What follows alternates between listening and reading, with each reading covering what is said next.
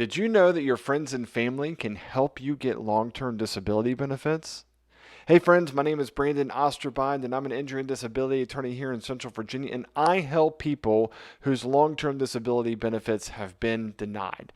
Now, how in the world can your friends and family help you get long-term disability benefits? I tell people all the time that insurance companies rely on medical records when deciding your case, but they shouldn't just rely on medical records in order to make that decision. Why? What else should they rely on? Well, let me tell you. They ought to rely on the people who are closest to you and what they have actually observed about your medical condition and how it affects your ability to live your life.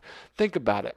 Doctors can observe you while you're sitting in an examination room. They can put their hands on your body.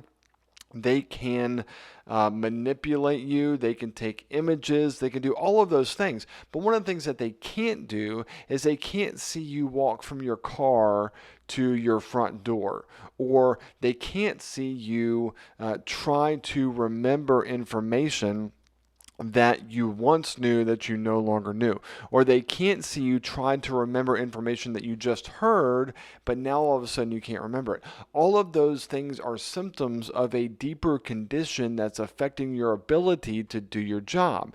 And any long-term disability policy that you have will have phraseology like you are disabled if you are unable to perform the material duties of your own occupation, or maybe you're on the any occupation time period, and now the policy says that you are disabled if you are unable to perform the main duties of any occupation. Well, the question is, can you do those things? How do you prove to the insurance company that you can't do those things that's required of your job or of any job for which you are trained or have the experience to do? So how do you do that? Well, one of the things, in my opinion, that you can do that the insurance company ought to look at and ought to pay attention to is interview those closest to you. So your spouse, if it's your husband or your wife, your spouse observes all of these things.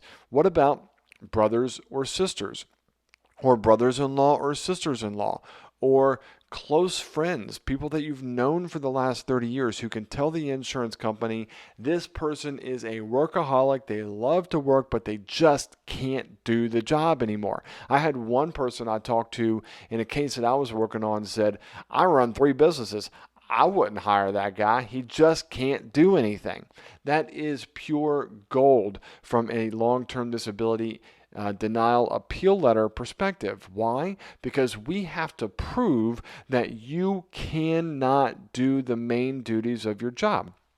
And if we don't prove that, then you don't get any long-term disability benefits. So it's that important. You have to turn over every stone to make sure that you have found every piece of information that is out there so that you can present it to the insurance company in a way that is compelling. And one of the things that I love to do in these cases, in these long-term disability appeals, is interview my clients' friends and family. When I'm done interviewing my clients' friends and family, I will sit down and I'll type out everything that they said, and I'll put it into the format of an affidavit that they will sign under oath. Folks, this is just as good as testimony. It's under the penalty of pains and penalties of perjury. So if you lie in an affidavit, then you risk perjuring yourself. And people just don't do that for fun. People tell the truth when I interview them about my client. So, how can your friends and family help you get long-term disability benefits? They can do an affidavit, or I can interview them and create the affidavit myself that explains what you can and cannot do.